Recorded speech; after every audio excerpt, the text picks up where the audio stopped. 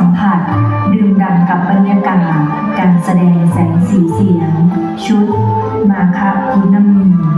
ย้อนรอยอารยธรรมพันปีศรีศรัทธาเพื่อกล่าวถึงประวัติความเป็นมาของโบราณสถานปราสาทบ้านมูลท่าแห่งนี้อันเป็นสถานที่ศักดิ์สิทธิ์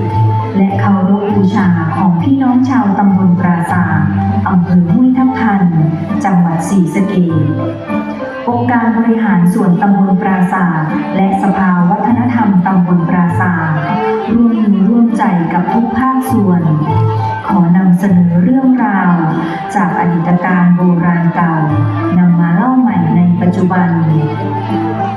ย้อนหลังนับ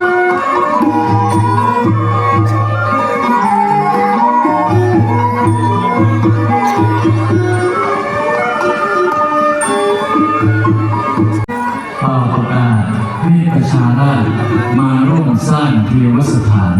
ก่อนที่องค์พระบาทกำมาเต็มกันดวนอันศรีสุริยวรมันเทวะมาร่วมพิธีบวงสรวงในวันขึ้น15